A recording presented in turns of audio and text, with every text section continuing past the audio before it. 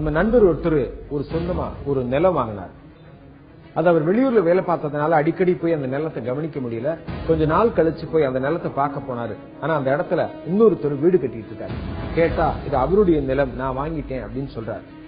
இந்த நிலையில நிலம் யாருடையது, சட்டம் என்ன சொல்லுகிறது? ஒரு சொத்தை ஒரு நபர் சார் பதிவாளர் அலுவலகத்தில் சப் ரெஜிஸ்டர் ஆபீஸ்ல கிரயம் பெறாரு. அதற்கான முத்திரைத்தாள், அதற்கான கட்டணம் எல்லாமே அவர் கட்டிடுறாரு. அந்த சொத்து அந்த ஆவணத்தை பொறுத்து அவருடைய உரிமையாகி விடுகிறது. ஆனாலும் ஒரு காலகட்டத்துக்கு பின்னாடி அவருக்கு தெரிய வருகிறது, அந்த இடத்தினை பொறுத்து அதற்கான தீர்வை வரி எல்லாமே இன்னொரு நபர் கட்டிட்டு வராரு, பட்டா இன்னொருத்தருடைய பெயர்ல இருக்கிறது. அப்ப அந்த சொத்தினை பொறுத்து அந்த குழப்பங்கள் ஏற்பட்டு விடுகிறது. 2 பேர் உரிமை கோர்றாங்க. அந்த மாதிரியான குழப்பங்கள் இல்லாமல் சட்டப்படியா ஒரு சொத்து அனுபவிக்கிறதுக்கு என்ன செய்யணும்? சொத்து பரிமாற்றம் அப்படிங்கிறது 2 தரப்பினரிடையே நடைபெற்றாலும் சரி, அது பொருளாதார விஷயத்தை ஒரு முக்கியத்துவம் வாய்ந்த விஷயமாக தான் கருதப்படுகிறது. அந்த மாதிரியான விஷயம் பொருளாதாரத்தை அது ஒரு சம்பந்தப்பட்ட விஷயமா இருக்கிற காரணத்தினால அரசு பல்வேறு விஷயங்களை உள்ளடக்கி அது எந்த விதமான பிரச்சனை எதிர்காலத்தில் இருக்கக்கூடாது அப்படிங்கிறதுக்காக ஏற்படுத்தப்பட்டு சட்டமாக இயற்றி வருகிறது.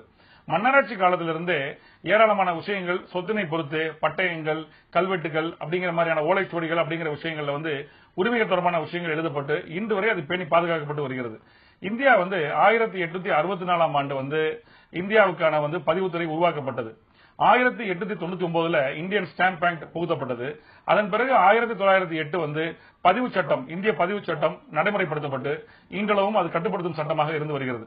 சொத்தினை கிரயம் பெறும் நபர்கள்லாம் எதிர்காலத்தில் ஒரு சேமிப்பா இருக்கணும், இல்ல ஒரு வருமானம் வரக்கூடிய விஷயமா இருக்கணும் அப்படிங்கிற அடிப்படையில் தான் அவங்க அதற்கான முத்திரை கட்டணம், பதிவு கட்டணம் அதெல்லாம் செலுத்தி இன்கம் டாக்ஸுக்கு உரிய கட்டணம் செலுத்தி அந்த கேபிட்டல் கெயின் சொல்லப்படுற விஷயங்கள் எல்லாம் உட்படுத்தி அந்த சொத்தனை வாங்குறாங்க.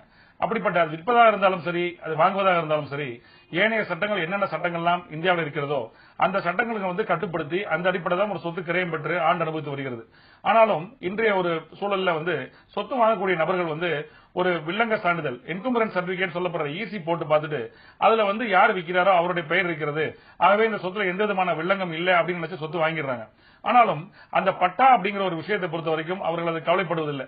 ஏன்னா ஒரு சப் ரெஜிஸ்டார் ஆபீஸ்ல ஒரு ஆவணம் கிரயம் செய்யப்படும் பொழுது ஒரு பிரிண்டட் ஃபார்மட் கொடுக்கப்படும். அந்த ஃபார்மட்ல அந்த ஒரு என்ன டைப் செய்யப்பட்டிருக்கும் அப்படின்னா பட்டா மாறுதல் விண்ணப்பம் அப்படின்னு ஒன்னு இருக்கும். அதுக்கான கட்டணத்தை செலுத்தி விட்டுட்டு தானாக தன்னுடைய பெயருக்கு பட்டா மாறுதல் பெற்றுவிடும் நம்பிக்கையில அவங்க விட்டுட்டு போயிடுறாங்க.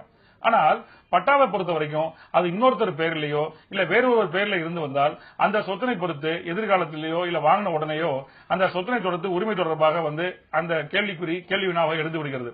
இதன் காரணமாகத்தான் ஏராளமான சிவில் வழக்குகள் கீழமை நீதிமன்றங்கள்ல பெருகி வருகிறது நாளுக்கு நாளும். அப்படிப்பட்ட சூழல எந்த விதமான பிரச்சனை இல்லாம ஒரு சொத்து இருக்குன்னு நினைச்சா ஒரு வில்லங்க சான்றிதழ் மட்டும் போட்டு பார்க்காம அந்த சர்வே எண்ணுக்குரிய சொத்தினை பொறுத்து அது வருவாய்த்துறை, அதாவது விஏஓட்ட அது என்ன அடிப்படையில யாருடைய பெயர்ல தான் வாங்க போகும் சொத்து இருக்கிறது அப்படிங்கிற விஷயத்தை ஆய்வு பண்ணலாம். ஏன்னா இது ரெஜிஸ்ட்ரேஷன் டிபார்ட்மெண்ட் பதிவுத்துறை, அது பதிவுத்துறையை பொறுத்த வரைக்கும் என்ன ஆவணங்கள் முத்திரை கட்டணம் செலுத்தி பதிவு செய்யப்படுகிறதோ அந்த அடிப்படையில் மட்டும்தான் அது சான்றளிக்கப்படுகிறது. ஏன்னா ஏற்கனவே வாங்கிய ஒரு நபர் ஒரு ஆவணம் வச்சிருக்காரு, அது ஒரு பதிவு செய்யப்பட்ட ஆவணமாக இருக்கும் பொழுது அந்த அடிப்படையில பதிவுத்துறையால் ஒரு ஆவணம், கிரை ஆவணம் பதிவு செய்யப்படுகிறது. ஆனால் அதே நேரத்தில் ஒரு நபருக்கு பட்டா மட்டும்தான் இருக்கிறது, அது அவங்களுடைய அப்பா அம்மா மூதாதையருடைய பட்டாவா இருக்கும் பட்சத்தில் அவங்களுடைய இறப்பு சான்றிதழ், அவங்க எல்லா விதமான லீகல் ஏர் சர்டிபிகேட்டுகளும் ப்ரொடியூஸ் பண்ணாங்க அப்படின்னா, தாக்கல் செஞ்சாங்கன்னா அந்த அடிப்படையிலையும் பதிவு துறை ரெஜிஸ்ட்ரேஷன் டிபார்ட்மெண்ட் ஆவணங்களை கிரைம் செய்து கொடுக்கிறது. அந்த பட்டாங்கிறத பொறுத்த வரைக்கும் அது எந்த புலையன், எந்த சர்வே நம்பர், அது எந்த கிராமத்தில் வருகிறது, நன்சை நிலமா புன்சை நிலமா, அதோட விஸ்தீர்ணம் என்ன, அந்த உரிமையாளர் பெயர் என்ன, அதனுடைய தீர்வை என்னங்கிற குறிப்பிடப்பட்டிருக்கும். சிட்டா என்பது என்னன்னா அந்த உரிமையாளருக்கு, அந்த நில சொந்தக்காரருக்கு என்ன மாதிரி நிலங்கள்லாம் இருக்கிறது, அது எவ்வளவு பரப்பளவு, அதனுடைய சர்வே எண் என்ன அப்படிங்கிற குறிப்பிடப்பட்டிருக்கும். அடங்கல் அப்படிங்கிறது அந்த கிராமத்தில் இருக்கக்கூடிய எல்லாருடைய சொத்துக்கள் என்ன, அது மொத்த சொத்துக்களுடைய தீர்வை என்ன, அதனுடைய சர்வே நம்பர் என்ன அப்படிங்கிற விவரங்கள்லாம் குறிப்பிடப்பட்டு அது எந்த பகுதியில் இந்த உரிமையாளருடைய நிலம் இருக்கிறது அப்படிங்கறது ஒரு காட்டும் ஆவணமாக இருந்து வருகிறது. ஆகவே இந்த மாதிரியான ஆவணங்கள் வச்சிருக்கிற அடிப்படை நோக்கம் என்ன அப்படின்னா அந்த உரிமையை பொறுத்த வரைக்கும், ஒரு சொத்தினை பொறுத்த வரைக்கும் தீர்மானிக்கும் விஷயமாக இந்த பட்டா சிட்டா அடங்கல் இருந்து வருகிறது. அதன் காரணமாகத்தான் நீதிமன்றங்கள்ல பட்டா சிட்டா அடங்கல் சம்பந்தப்பட்ட விஷயங்கள் ஒருத்தர் பேர்ல இருந்தாலும் அந்த நிலம் கிரயம் பெற்று பதிவு செய்யப்பட்ட ரெஜிஸ்டர்ட் டாக்குமெண்ட்ஸ் பொறுத்த வரைக்கும் அந்த உரிமை இன்னொருத்தர் பேர்ல இருந்தாலும் தக்க சாட்சிகள் அடிப்படையில் அவங்க என்ன சான்றளிக்கிறாங்க, அந்த உரிமையை பொறுத்த வரைக்கும் தீர்வை யார் செலுத்தி இருக்கிறாரு, அந்த பட்டா சிட்டா அடங்கல் அப்படிங்கிற ரெவன்யூ டிபார்ட்மெண்ட்ஸ் டாக்குமெண்ட்ஸ் எல்லாம் யார் பேர்ல இருக்குங்கிறதெல்லாம் பார்த்து தான் நீதிமன்றம் தீர்ப்பளிக்கிறது. இருக்கிறது.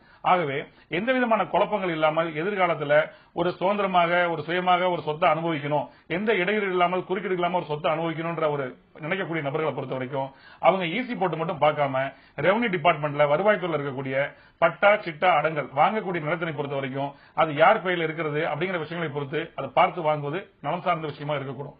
ஏன்னா சமீபத்தில் உச்சநீதிமன்றத்தில் தமிழக முதல்வர் அவங்க ஜெயலலிதா அவர்கள் ஒரு வழக்கு தாக்கல் செஞ்சு கச்சத்தீவு தொடர்பாக தாக்கல் செய்யப்பட்ட வழக்கினை பொறுத்த வரைக்கும் அதுல பட்டாவாக அங்க ஆங்கிலேயர் ஆட்சி காலத்திலே சேதுபதி மன்னரிடம்தான் அந்த கச்சத்தீவுக்கான பட்டா அவருடைய பெயரில் தான் பட்டா இருந்தது அப்படிங்கிற விஷயத்தை அவங்க தாக்கல் செஞ்சிருக்கிறது பட்டா எப்படிப்பட்ட முக்கியத்துவம் வாய்ந்த ஆவணம்ங்கிறத காட்டுகிறது. ஆகவே எந்த ஒரு இடம் வாங்குறதா இருந்தாலும் சரி ரெஜிஸ்டர்ட் டாக்குமெண்ட்ஸுக்கு அதுக்கு சமமான வகையில பட்டா தொடர்பான ரெவன்யூ ஆவணங்களையும் பார்த்து வாங்குவது சிறந்தது. மீண்டும் வேறொரு வழக்கோடு உங்களை சந்திக்கிறேன். நன்றி, வணக்கம்.